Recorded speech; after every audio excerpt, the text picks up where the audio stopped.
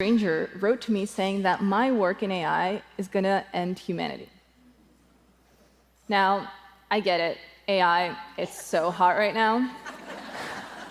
It's in the headlines pretty much every day, sometimes because of really cool things like discovering new molecules for medicine or that dope pope in the white puffer coat. But other times the headlines have been really dark, like that chatbot telling that guy that he should divorce his wife, or that AI meal planner app proposing a crowd-pleasing recipe featuring chlorine gas. And in the background, we've heard a lot of talk about doomsday scenarios, existential risk, and the singularity, with letters being written and events being organized to make sure that doesn't happen. Now, I'm a researcher who studies AI's impacts on society. And I don't know what's going to happen in 10 or 20 years, and nobody really does. But what I do know is that there's some pretty nasty things going on right now, because AI doesn't exist in a vacuum. It is part of society, and it has impacts on people and the planet. AI models can contribute to climate change. Their training data uses art and books created by artists and authors without their consent, and its deployment can discriminate against entire communities.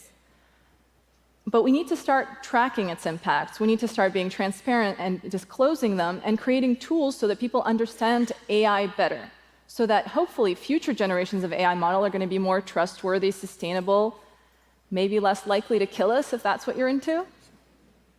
But let's start with sustainability, because that cloud that AI models live on is actually made out of metal, plastic, and powered by vast amounts of energy. And each time you query an AI model, it comes with a cost to the planet.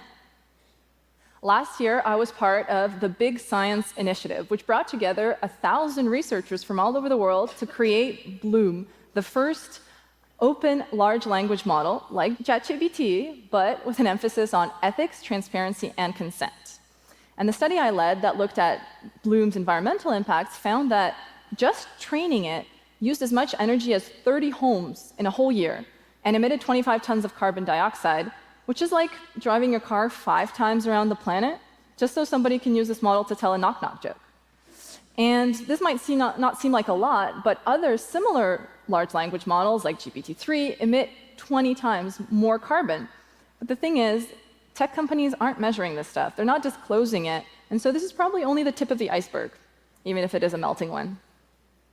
And in recent years, we've seen AI models balloon in size, because the current trend in AI is bigger is better. But please don't get me started on why that's the case. In any case, we've seen large language models in particular grow 2,000 times in size over the last 5 years. And of course, their environmental costs are rising as well. The most recent work I led found that switching out a smaller, more efficient model for a larger language model emits 14 times more carbon for the same task, like telling that knock-knock joke. And as we're putting in these models into cell phones and search engines and smart fridges and speakers, the environmental costs are really piling up quickly. So instead of focusing on some future existential risks, let's talk about current tangible impacts and tools we can create to measure and mitigate these impacts. I helped create Code Carbon, a tool that runs in parallel to AI training code that estimates the amount of energy it consumes and the amount of carbon it emits. And using a tool like this can help us make informed choices, like choosing one model over the other because it's more sustainable, or deploying AI models on renewable energy, which can drastically reduce their emissions. But let's talk about other things, because there's other impacts of AI apart from sustainability. For example, it's been really hard for artists and authors to prove that their life's work has been used for training AI models without their consent. And if you want to sue someone, you tend to need proof, right? So Spawning AI, an organization that was founded by artists, created this really cool tool called Have I Been Trained? And it lets you search these massive data sets to see what they have on you. Now, I admit it, I was curious. I searched Lion 5B, which is this huge data set of images and text, to see if any images of me were in there. Now, those 2 first images, that's me from events I've spoken at. But the rest of the images, none of those are me. They're probably of other women named Sasha who put photographs of themselves up on the internet. And this can probably explain why when I query an image generation model to generate a photograph of a woman named Sasha, more often than not, I get images of bikini models. Sometimes they have 2 arms, sometimes they have 3 arms, but they rarely have any clothes on. And why it can be interesting for people like you and me to search these data sets, for artists like Carla Ortiz, this provides crucial evidence that her life's work, her artwork, was used for training AI models without her consent. And she and 2 artists used this as evidence to file a class action lawsuit against AI companies for copyright infringement. And most recently, Spawning AI partnered up with Hugging Face, the company where I work at, to create opt-in and opt-out mechanisms for creating these data sets. Because artwork created by humans shouldn't be an all-you-can-eat buffet for training AI language models.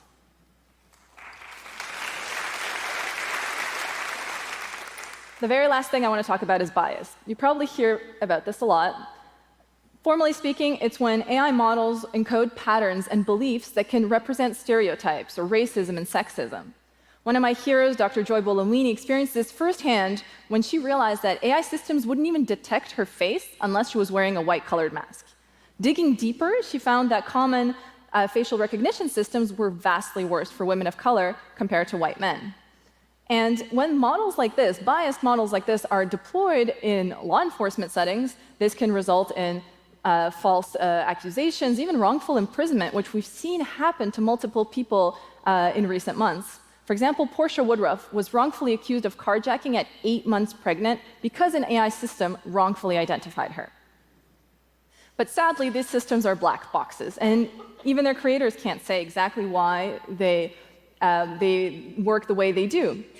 And for example, for image generation systems, if you're used in contexts like generating a forensic sketch based on a description of a perpetrator, they take all those biases and they spit them back out for terms like dangerous criminal, terrorist, or gang member, which, of course, is super dangerous when these tools are deployed in society.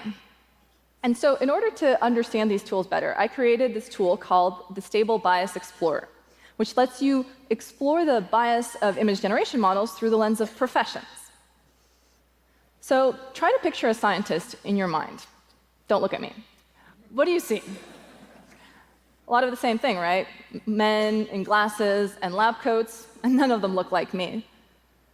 And the thing is that we looked at all these different image generation models and found a lot of the same thing. Significant representation of whiteness and masculinity across all 150 professions that we looked at. Even if compared to the real world, the US Labor Bureau of Statistics, these models show lawyers as men and CEOs as men almost 100% of the time, even though we all know not all of them are white and male.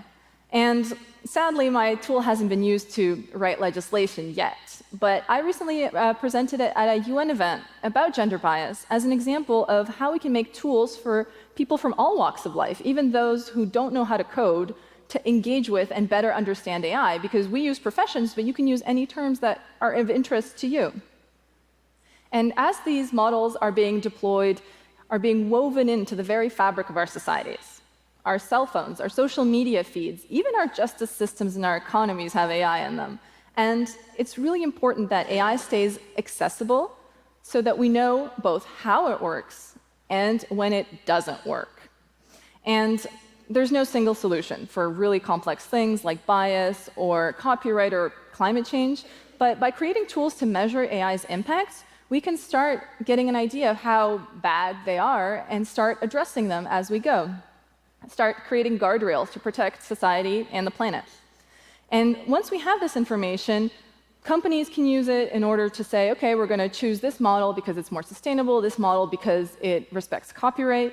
Legislators who really need information to write laws can use these tools to develop new regulation mechanisms or governance for AI as it gets deployed into society. And users like you and me can use this information to choose AI models that we can trust, not to misrepresent us and not to misuse our data.